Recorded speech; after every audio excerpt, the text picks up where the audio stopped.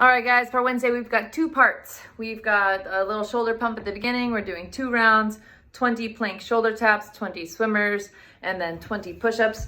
For those plank shoulder taps, right, we're in a full straight arm plank position, and we're trying not to rotate as we touch the other arm. We're trying to keep the hips square as we're touching. So 1, 2, 3 till you get to 20.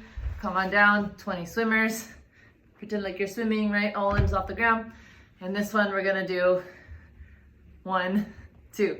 So not each side is 1, but left, right, or right, left is 1 rep.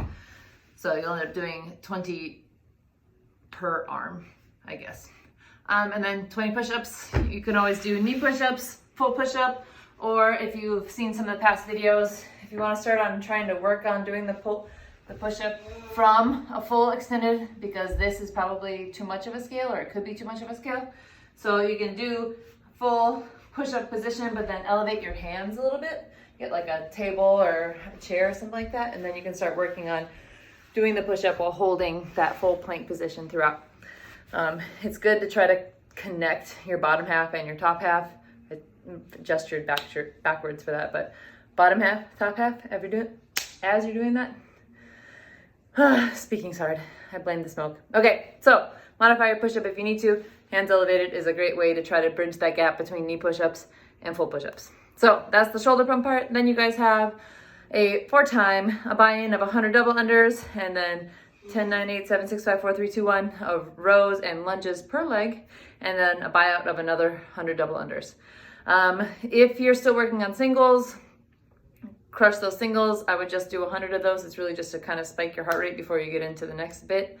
If you're kind of doing a mixture of everything, give yourself about a minute and a half to practice the 100 double unders. And if you get 5, you get 5, whatever. At least you spend some time practicing it. For that middle chunk, the rowing and lunges, you guys can do a row under a table, to rings, or to TRX straps if you have it, to a band around a doorway or something. You can do the bed sheet method that's tied up around the door, whatever is getting you to activate rhomboids and your pulling muscles in this direction. So you could even do the bent over dumbbell row too if you guys have something. And then for the lunges, like I said, it's lunges per leg. So if it says 10, you're really doing 20 lunges. But we're just making sure that back knee touches before we stand back up. And you can do these as walking, or you can do them in place.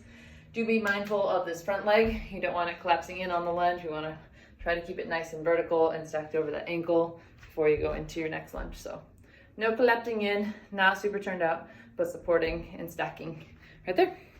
All right, have fun.